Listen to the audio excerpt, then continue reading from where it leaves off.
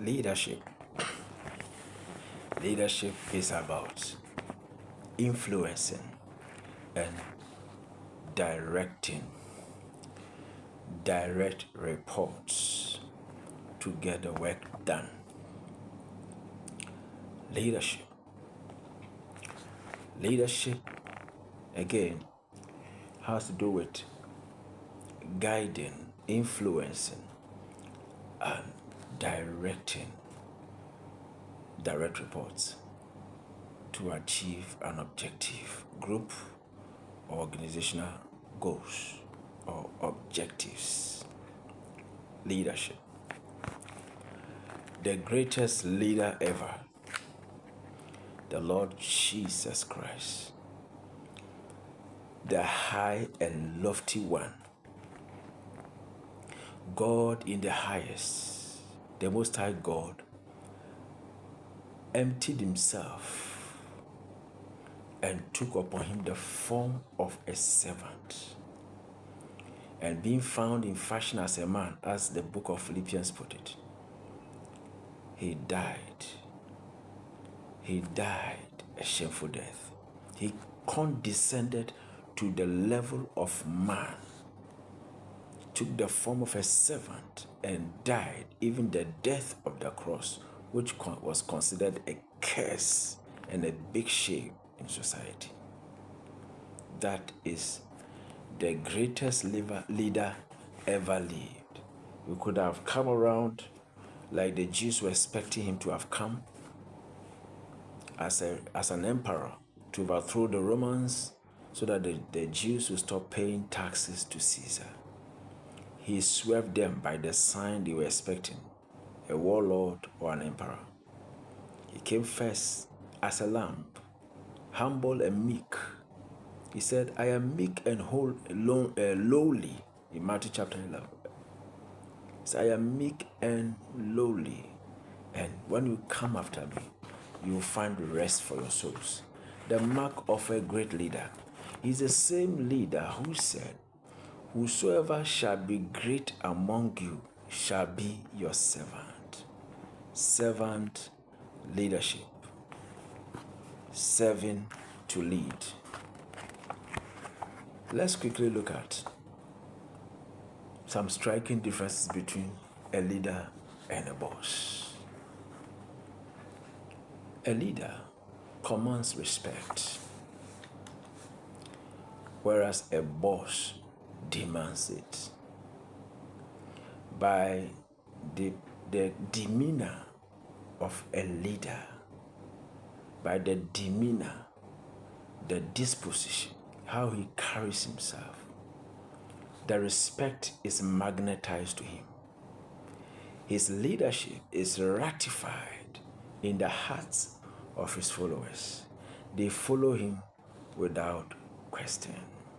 That is a leader. A boss, on the other hand, demands it. Don't you know who I am? Don't you know I'm your boss? Don't you know I am your head? Don't you know who I am? Am I your co-equal? And that kind of thing. A boss will demand it. But leaders naturally will command respect. Again, a leader has a sense of security and settled identity. He knows who he or she is. He knows his worth. He knows that he has gravitas. He knows that he has a wherewithal, what is needful to lead and get things done. He has a settled identity. This is who I am. This is what I've been called to do or serve. But a boss, because of insecurity, tends to lord over their direct reports, which we used to call subordinates. Push them down and even shout on them. Bring this, do this, that kind of thing. As a boss, a leader, sometimes we use the eyes, a calm demeanor. The work will be done. People don't understand why the work is getting done because of the tactics and the demeanor a leader has at his disposal. Again, a true leader serves to lead, like Jesus said, whosoever shall be great amongst you shall be your servant. A boss, on the other hand, exerts undue pressure on his followers, expecting to be served. When you don't serve him, you have a problem. A leader will serve. Sometimes you go to a church, you go to a certain office, you may not know who the boss there is. Literally working together, playing team. You may not know. Doesn't play it loudly and overtly for people to know that he or she is the boss. The people around that boss are secure, or that leader are secure, and they feel at home and they enjoy peace. Again, a true leader mentors his followers. So you bring up an issue. Sir, madam, how do we do it? He or she takes the time. Yes, let's do it this way. You could have done it this way. On the other hand, the boss will say, so what? The boss will intimidate the follower. The boss will intimidate the direct report. You bring up something, the way the boss will speak or react. It appears as if the boss is the only one who has wisdom or knowledge about the work. A true leader will mentor the follower such that when the leader is not around, work still goes on because the followers have been mentored. Well, it is said that the strength of a leader is in the people, the followers he has around him or her. Can you go to sleep as a leader? Then you are a boss. Again, great leaders build bridges. They are approachable. There are people are afraid of getting close to them. They feel terrified, very uneasy getting close to them because they have built walls around them. These are bosses. They raise walls around themselves so you cannot get closer.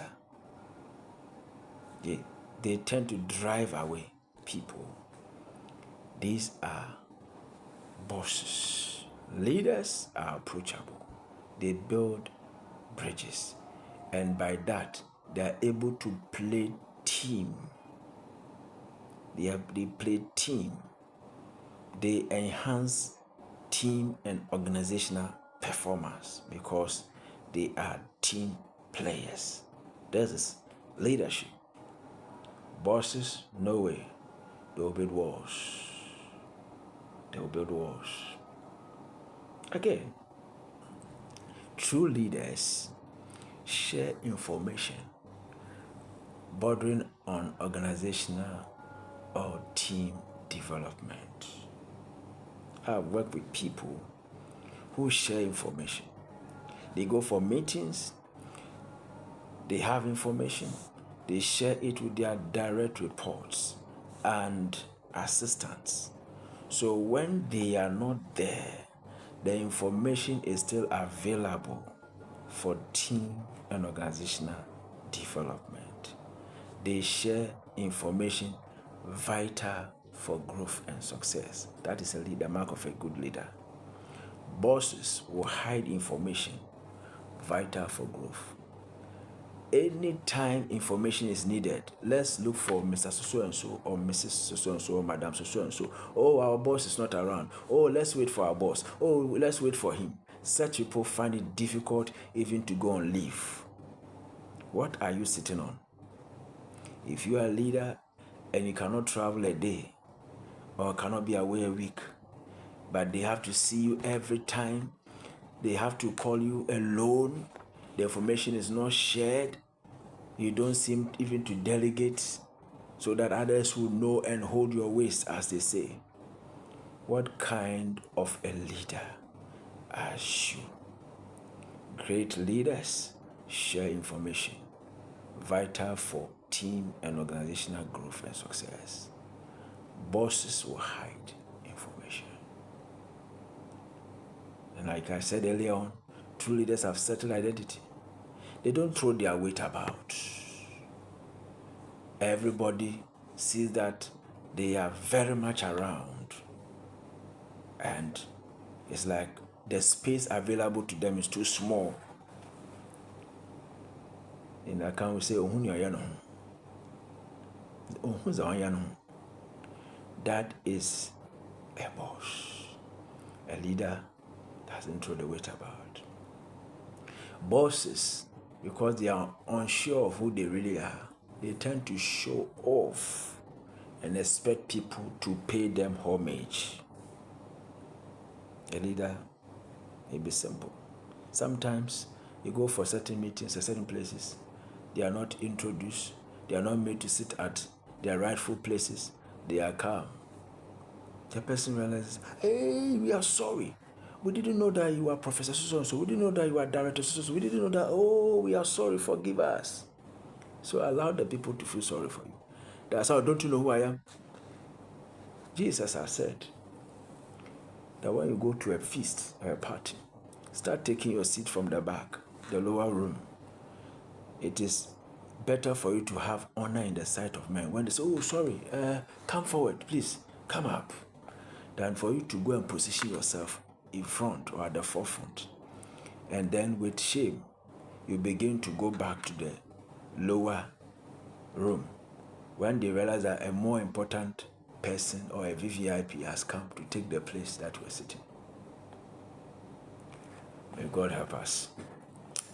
Right. True leaders have the capacity, great leaders, they have the capacity to bring out the best in their followers. You see the followers struggling. Jesus told the Pharisees, you go the length and breadth of the country and try to make disciples, but not stretch a finger to help them. That is unbecoming of a leader. A great leader has the capacity to bring the best in his or her follower.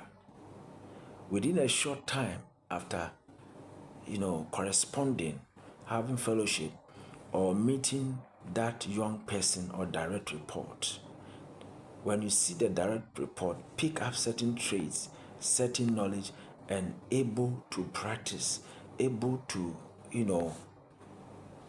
occupy a room or do something to show that the leadership of that great leader has rubbed off on him, then that leader is a successful leader and mentor.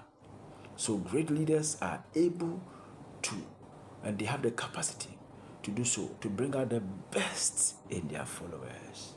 Unfortunately, when it comes to bosses, they only exist to stifle and kill the initiatives of their followers. I remember I heard the story. One of my brothers traveled out the country. When he got to a place, he found a very nice book. He said, this book is good. It contains some history, contains some general knowledge. I'm taking it to Ghana. That boss of a person took the book and threw it into the trash bin. There are some people, when people are bringing up information, instead of supporting them or supporting the view or welcoming it, analyzing it, what prevents you from welcoming that view, that suggestion? It may not be what you need at the time. It may be important for the future, or it may even be senseless or useless. But how you accommodate the person, for the person to know that, oh, I feel part of this system, I feel part of this organization, I feel part of this institution. That is commendable. It may not be necessary for now, but tomorrow. And again, some way, somehow, welcoming the views of others or that input from the direct report or your colleague. Tomorrow, when the success comes, you being the leader, be the one mentioned. He may take the credit or joint credit for welcoming the views of your direct report or your colleague. May the Lord help us and make us great leaders. Leaders who leave footprints in the sand of time.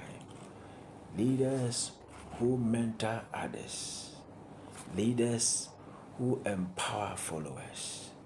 Leaders who chart the course, blaze the trail, and help others to go that way without saying that I suffered, you too suffer, or even suffer than I did. But leaders who bring the best out of others. And some even become godfathers. Your name will keep being mentioned because somebody became successful through your mentorship and your leadership. May the Lord help us in this generation. These leadership tidbits, cut across in society, religious, professional, business, economic, and so on and so forth. And so we trust that God will help us all to become good leaders in our generation. God bless you for listening and watching. If this video bless you, please share it. You can find this piece in my book, Safeguarding the Essentials of Church Administration, a handbook for today's church leaders and workers. Love you. Shalom.